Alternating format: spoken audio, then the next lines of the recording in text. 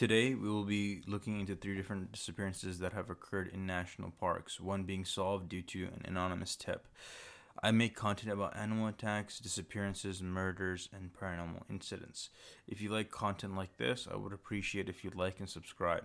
If not, I want to improve the quality of these videos.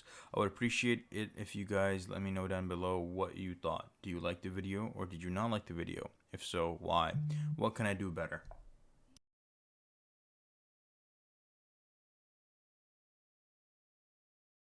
The very first case that we will be looking at is the disappearance of James Pruitt. He went missing at Rocky Mountain National Park, located in Colorado, on February 28, 2019. James was 70 years old, 150 pounds, and 5 foot 6 inches in height. He was last seen wearing an orange beanie hat, ski goggles, dark blue jacket, blue jeans, and micro spikes, which are pretty much add-ons that you can add onto the bottom of your shoes in order to get a better grip when you're out hiking.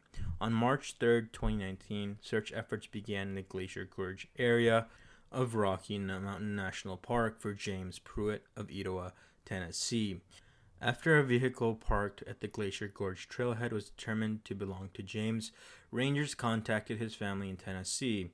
His family confirmed he was in the area and hadn't been heard from since Thursday morning, February 28th at approximately 10 a.m. They were unaware of his destination for that day. More than 2 feet of snow accumulated in the Glacier Gorge area between Thursday, February 28th and Sunday, March 3rd. That significant snowfall in mountainous terrain added to the challenge of search efforts, making finding clues of James' whereabouts even more difficult. Active search efforts took place from March 3rd through March 9th.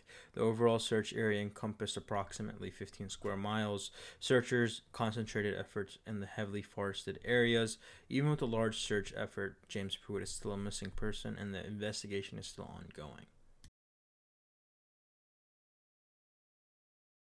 Our next case is about John Juan, who I will be continuing to refer as Mr. Juan, as I can't really pronounce his first name correctly. Not a lot of information about this disappearance. This is what I found. Mr. Juan was about 45 years old at the time he went missing. He is 5 foot 7 inches tall, weighs 121 pounds, has brown eyes, and he is black haired. Mr. Juan was last seen in Grand Canyon National Park. His car, which is a white Toyota Camry of Los Angeles, California, was found at Moran Point on the south rim of Grand Canyon National Park on September 17, 2017, on the same day of his disappearance. The vehicle was previously seen near the New Hands Trailhead. To our knowledge, Mr. Juan had no known plans in the area, and his current whereabouts are unknown. Our next case will be about Mitchell Dale Stelling, who was 51 years old at the time of his disappearance. Now, this takes place in Mesa Verde National Park.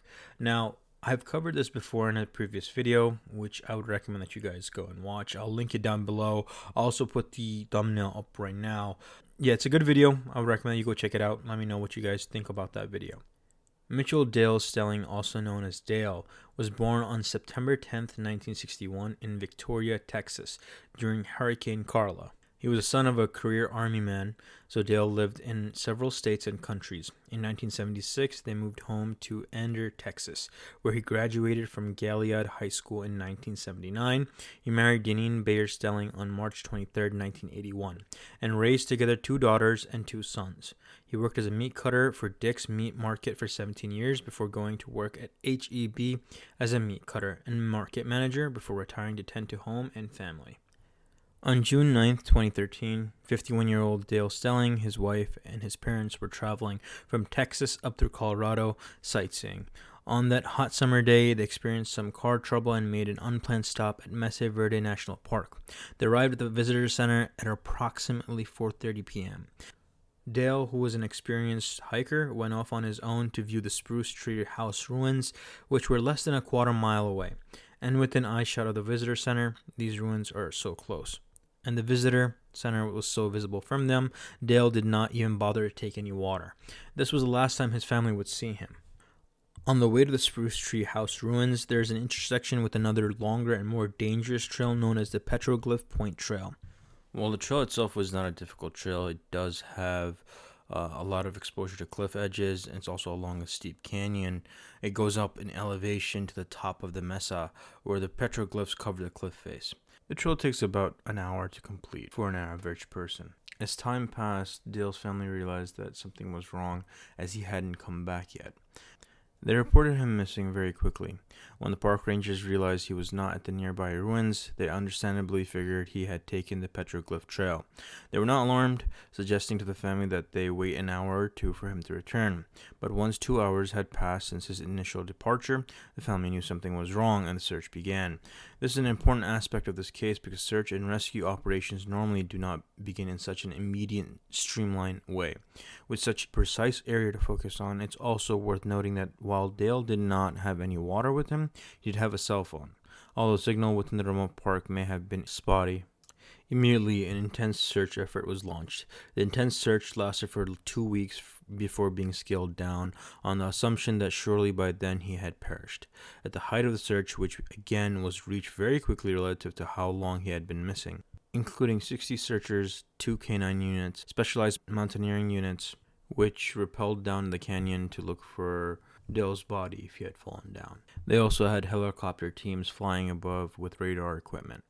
Even with all this highly specialized teams, there was absolutely nothing found.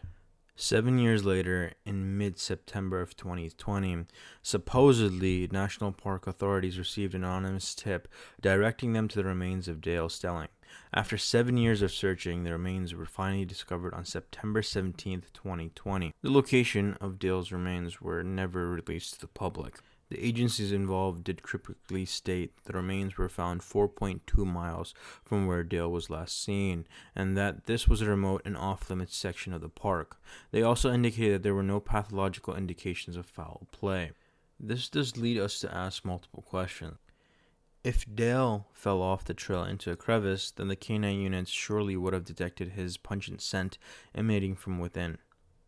Why wouldn't the police or park officials be more forthcoming about where exactly he was found? And if he was found several miles, not wedged in some ravine, how did the 60 searchers and the helicopter outfitted with the radar not find him in 2 weeks? Not to mention the additional 7 years of less intensive searching. That distance is certainly within the initial intensive search radius. If the information of where his remains were actually found were to be released, it would most likely clear up some of these questions. I hope that James Pruitt and Mr. Wan are found someday, and I hope that their families get some closure. I can't fathom what their families must have gone through. My condolences go out to all the family members. Whenever I go over these types of cases, it sets up as a great reminder as to how dangerous the wilderness can truly be. A simple hike in the woods could have such outcomes. So this just shows the importance of having GPS devices, satellite phones, and emergency distress signals. I don't have any personal experience in using any of these devices, so I can't recommend any, but I'm sure if you guys do your own research, and depending on what type of hikes you're planning on doing, you can buy the one that's most appropriate for you. Once again, be careful, be safe, be aware.